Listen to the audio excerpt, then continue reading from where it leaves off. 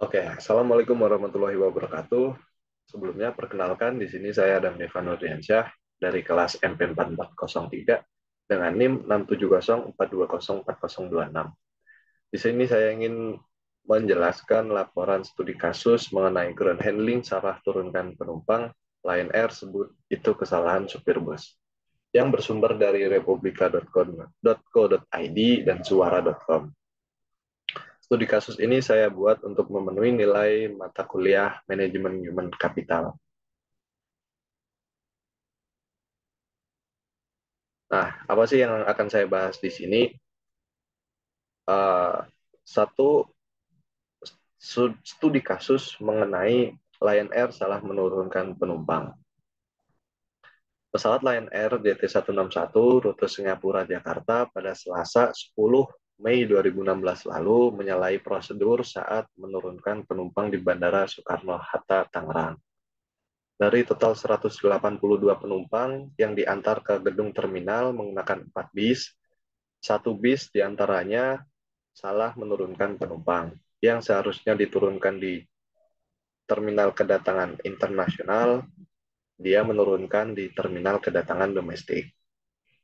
Padahal penumpang pesawat tersebut harus melalui pemeriksaan imigrasi yang ada di terminal kedatangan internasional. Alhasil, 40 penumpang pesawat tersebut yang keluar dari terminal penumpang domestik tanpa melewati proses pengecekan dari imigrasi.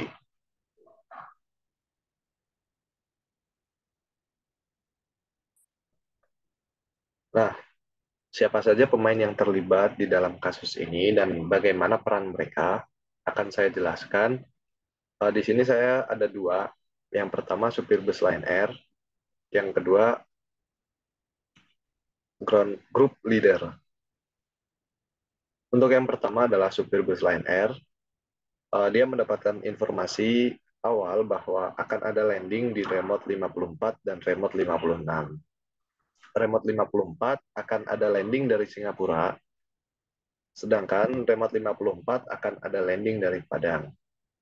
Dan ternyata grup leader sudah menginformasikan ulang bahwa JT161 dari Singapura batal parkir di remote 54, melainkan di remote 51. Menurut berita, supir bus yang salah membawa penumpang ini baru berganti shift. Jadi dia baru masuk shift. Alhasil, setelah driver menjemput penumpang di remote 54, driver bus ini mengira kalau penumpang yang dia bawa itu penumpang yang dari Padang, sehingga dibawanya ke terminal satu kedatangan domestik, yang seharusnya dibawa ke terminal kedatangan internasional. Dan yang kedua adalah grup leader. Grup leader yang mengarahkan kemana driver bus harus menjemput penumpang. Sebelum mengangkut penumpang dari JT161, driver bus itu diarahkan untuk mengantarkan penumpang dari pesawat JT157 asal Singapura. Nah, saat itu dia mengantarkan penumpang ke tempat yang tepat, yakni di kedatangan internasional Terminal 2. Nah, supir bus diminta handle pesawat Lion Air yang berasal dari Padang dan akan diparkirkan di area berdekatan dengan JT161 yang mengangkut 182 penumpang dari Singapura. Namun, supir bus yang akan melakukan pergantian shift kerja mengambil penumpang dari Singapura dan membawanya ke terminal 1B domestik. Jadi dia mengira penumpang yang dia bawa berasal dari Padang dan dibawanya ke terminal domestik. Padahal yang dia bawa adalah penumpang dari Singapura yang seharusnya dia bawa ke terminal internasional. Nah, apa sih latar belakang masalah dari kasus ini? Uh, Kesalahan supir yang ditugaskan untuk membawa penumpang Lion Air JT161 dari Singapura ke Jakarta menuju Terminal 2 Internasional, melainkan dibawa ke terminal kedatangan domestik di Terminal 1. Alhasil, penumpang sebanyak 40 penumpang masuk Bandara Soekarno-Hatta tanpa melalui proses imigrasi dan pengecekan di bea cukai. Nah, dari kasus ini, apa sih dampak yang diakibatkan atau sanksi apa yang diperoleh? Direktur Jenderal Perhubungan Udara Kementerian Perhubungan memberikan sanksi kepada Lion Air berupa pembekuan izin operasi jasa pelayanan penanganan penumpang dan barang di sisi darat atau ground handling di Bandara Internasional Soekarno-Hatta. Nah, di sini saya menganalisis ada berbagai macam solusi alternatif yang bisa digunakan pihak Lion Air untuk meminimalisir terjadinya kejadian seperti ini terulang kembali di masa yang akan datang. Yang pertama adalah melakukan evaluasi dan perbaikan atas SOP penanganan pesawat udara di darat. Yang kedua, tidak menggunakan pihak lain dalam penanganan pesawat udara di darat, kecuali dengan perjanjian yang jelas. Dan yang ketiga adalah melakukan briefing secara berkala kepada petugas yang akan melaksanakan operasi di lapangan.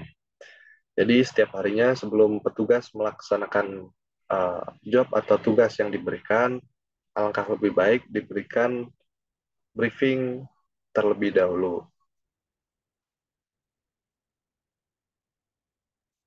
Solusi alternatif yang selanjutnya adalah melakukan evaluasi atas organisasi atau manajemen pengelolaan penanganan jasa pelayanan pesawat di darat, serta memperkuat pengawasan.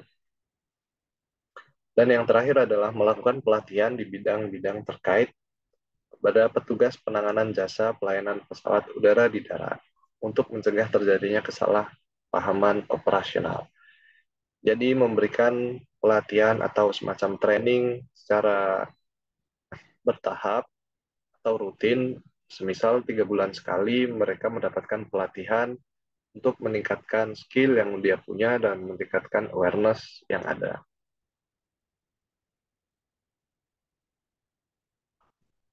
Oke, melihat dari studi kasus yang ada, apakah SDM di supir bis Lion Air itu bermasalah? Penumpang penerbangan internasional maskapai Lion Air JT161 dari Singapura ke Bandara Soekarno-Hatta pada tanggal 10 Mei 2016 lalu telah lolos dari pemeriksaan imigrasi dan bea cukai karena petugas ground handling Lion Air mengeluarkan penumpang melalui terminal domestik. Penumpang melalui terminal domestik yang keluar dari terminal domestik ini berarti dia tidak melewati proses pengecekan dari imigrasi dan bea cukai.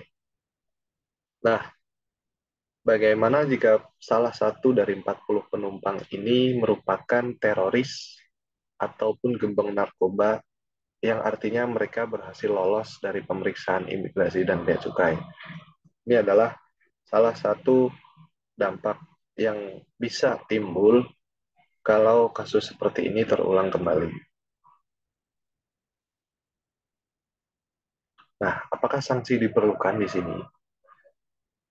Setelah saya membaca semua berita, ada beberapa pihak yang langsung di-cut atau dikeluarkan oleh maskapai, ataupun dari pihak uh, atasan, dengan membekukan sementara layanan ground handling Lion Air khusus untuk di Bandara Soekarno-Hatta adalah salah satu solusi pertama yang bisa diterapkan. Nah, dari pihak Lion Air juga telah membekukan supir bus ini dan Abdullah selaku grup leader dan Bahar selaku supir bus ini telah dirumahkan oleh pihak Lion Air. Jadi akibat kesalahan mereka, mereka dirumahkan atau dibekukan oleh Lion Air, pihak Lion Air. Nah, untuk kedepannya, pihak Lion Air harus bisa memastikan bahwa kejadian ini tidak akan terulang kembali dengan melakukan pemilihan sumber daya manusia yang berkualitas dan berkompeten, melakukan pembenahan secara menyeluruh, melakukan briefing secara berkala kepada petugas yang akan melaksanakan operasi di lapangan, dan melakukan training kepada semua staf ataupun petugas yang akan yang akan bisa menghindarkan terjadi hal yang serupa terulang kembali. Ini bukan cuma untuk pihak Lion Air, tetapi semua pihak maskapai penerbangan harus melakukan evaluasi kembali. Nah, bagaimana dengan grup leader? Grup leader akhirnya dirumahkan juga. Tapi sebenarnya grup leader sudah bekerja sesuai SOP yang berlaku, namun masih ada celah yang bisa menjadikan kecelakaan atau insiden seperti Lion Air JT161 ini. Sebagai grup leader yang harus memiliki tanggung jawab yang besar untuk kelancaran dan keselamatan banyak pihak, harusnya bisa lebih teliti dan aware dengan apa yang sedang terjadi di lapangan, serta selalu memantau dan mengawasi staf-staf atau petugas dalam melakukan pekerjaannya. Oke, mungkin sekian laporan studi kasus mengenai Lion Air salah menurunkan penumpang. Pihak Lion Air menyebut itu kesalahan supir. Terima kasih, saya dan Deva mengucapkan terima kasih. Sekali lagi, mohon maaf jika ada kesalahan. Assalamualaikum warahmatullahi wabarakatuh.